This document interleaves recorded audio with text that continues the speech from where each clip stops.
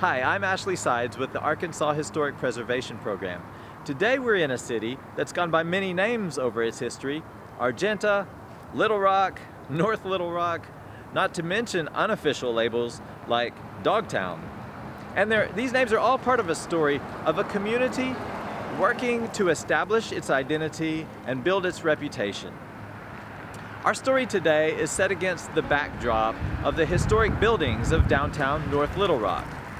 The area, known as the Argenta Historic District, includes a residential section and a commercial section, and both preserve the legacy of the formative years of this city. Today we'll be looking specifically at the commercial area of the historic district. The unincorporated town of Argenta was platted in 1866 on the north side of the Arkansas River, directly across from Little Rock, and it was named after a nearby mine which had produced some silver. Argentum is Latin for silver.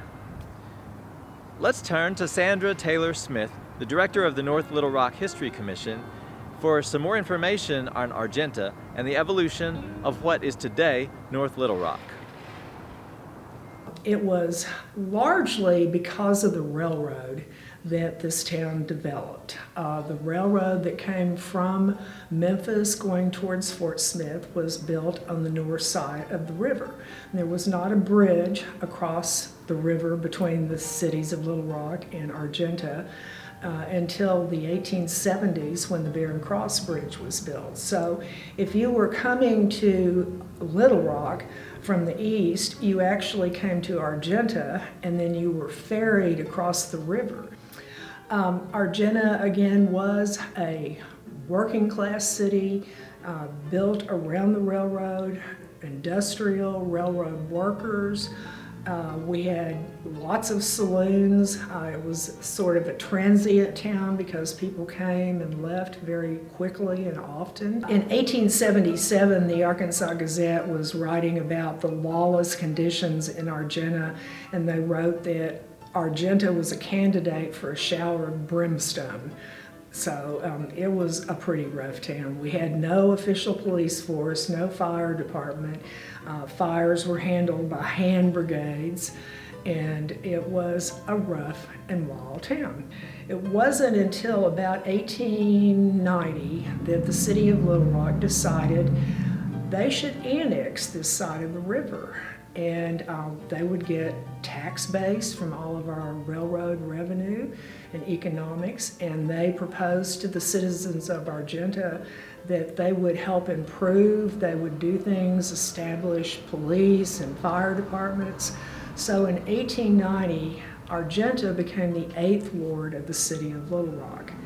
And during that time, what we call the old Central Fire Station building was constructed in 1895. But beyond the fire station, some Argenta leaders didn't feel that Little Rock was providing enough support to its 8th ward. Among them were two brothers, William C. and James Peter Faucet. They would become key players in the formation of an independent North Little Rock. The Faucets were businessmen, and several buildings on Main Street still stand as a testament to their endeavors. The Faucet Building at 400 Main Street was built in 1890. The brothers ran a restaurant and saloon on the ground floor and a boarding house for railroad workers on the 2nd floor. Prior to 1914, a spur of the railroad tracks ran right through this block and beside the building, which explains why the back of the building has such an ornate facade. It used to be the front, oriented to face the coming trains. Across the street and at the other end of the block, the Faucet brothers teamed up with road contractor Marcus Cook to build the Faucet Cook Building in 1895. It initially housed a post office, grocery store, and public hall, with various other businesses and fraternal organizations taking turns in it in the decades since.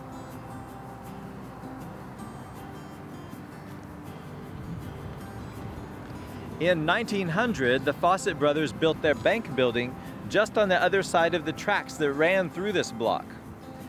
The bank later incorporated as Twin City Bank, which would go on to play an important role in the development of North Little Rock. So the Faucet brothers were well positioned to orchestrate a breakaway from Little Rock. They conspired together with other residents of the 8th Ward to carry out a devious scheme. So, to make a very complicated story short, some of the citizens went north of the northern boundary of Little Rock's 8th Ward and established a town called North Little Rock in 1901. And in the meantime, they paid a lobbyist in the Arkansas State Legislature to push through a bill called the Walnut Ridge-Hoxie Bill, which basically stated that two cities with contiguous boundaries could annex one or the other. So as soon as this bill passed, the town of North Little Rock applied under this new law to annex Little Rock's 8th Ward. Everybody just went ballistic.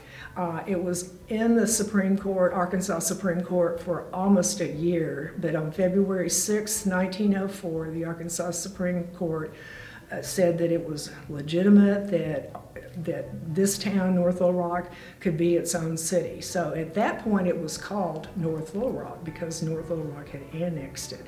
There were big headlines in the newspaper that says, "Argenta at last secures her freedom." So it was a very joyous time.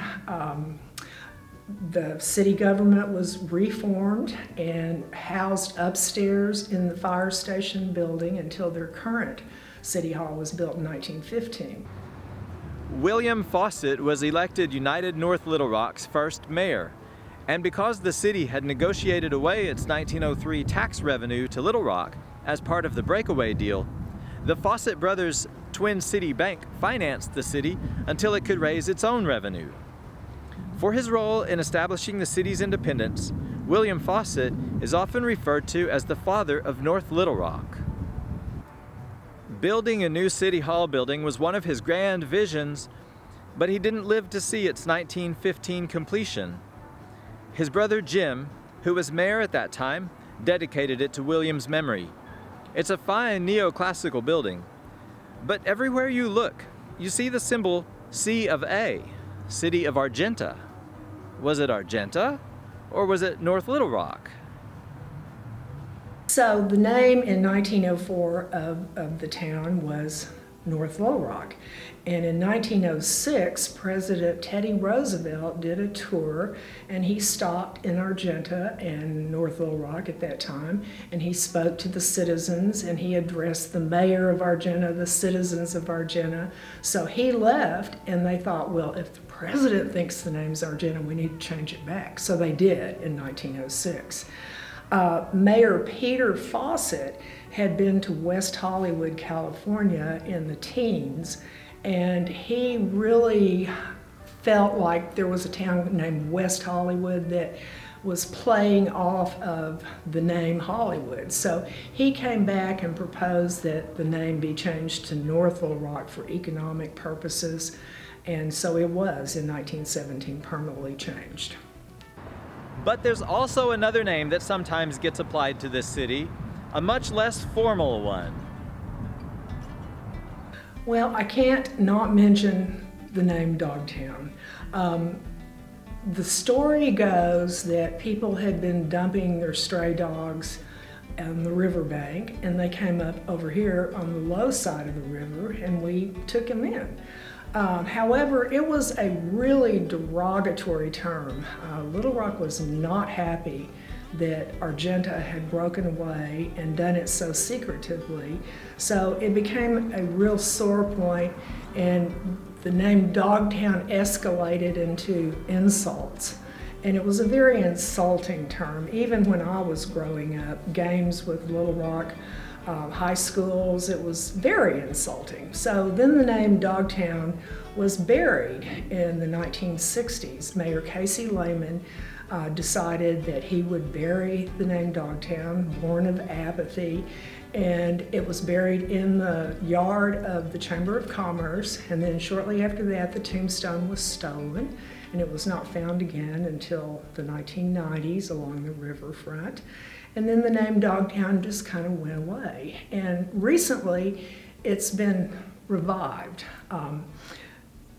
I'm trying to embrace it as a lot of people. It's really a fun story, and so we have a lot of things going on Dogtown-wise, and I think it's a fun thing that we're doing this. The latter half of the 20th century was a less auspicious time for the historic downtown than the first half had been. The buildings were beginning to show their age, and like many communities, North Little Rock succumbed to broader socioeconomic trends that dealt a heavy blow to what had once been this community's vibrant core. By the 1960s, the urban renewal program was up and going, but downtown received really the brunt of it. Basically, everything from Broadway south to the river was demolished, with promises of things being rebuilt. Didn't necessarily happen. We have beautiful, beautiful buildings that were lost. I think the real beginning of the downfall of downtown came in 1973 when McCain Mall opened. J.C. Penney's, which had been on Main Street next to City Hall since the 1920s, relocated to McCain Mall and became an anchor store in McCain Mall. And once they left, other businesses, other retail started leaving. So it was a huge difference in downtown. Vacant storefronts, people all going to the malls and the new shopping centers. Downtown just became more and more abandoned. So by 1990, Mayor Patrick Henry Hayes knew that the downtown was in trouble. There had been a couple of murders in the downtown. There were some wannabe gangs. So I was asked to survey for potential National Register listing. The police had to go with me on a lot of these, and they told me, do not come down here after dark by yourself. So, and I grew up in North Little Rock, so it was hard to see what had happened to the neighborhood that I remembered being such a vibrant neighborhood. So anyway, in 1993, the Argenta Historic District was listed in the National Register of Historic Places. There were a key group of residents that lived in the neighborhood that totally supported the recognition of the history, the saving of these houses and buildings. And then a nonprofit, the Argenta Community Development Corporation, was formed, which was able to actually purchase properties, renovate them, and resell them to low-income homeowners. Since 1993, when the Argenta Historic District was listed in the National Register, we've had a Main Street program, and as I mentioned, a private nonprofit that was able to do bricks and mortar redevelopment. We are a certified local government city where all the changes, new construction, and demolitions downtown are reviewed by the city's North Little Rock Historic District Commission. Things have gradually started improving, or did, in the 1990s, and then at the beginning of the 2000s, it seemed like everyone was interested in being in a downtown. So Argenta began to grow. We're seeing new developments, we're seeing new construction. We consider that, even though it's new and not necessarily the same architectural style, we consider that representative of its time and place in history, and I think in the future people will recognize that. So it was a combination of government, city, and historic preservation all worked to make this huge difference in this neighborhood.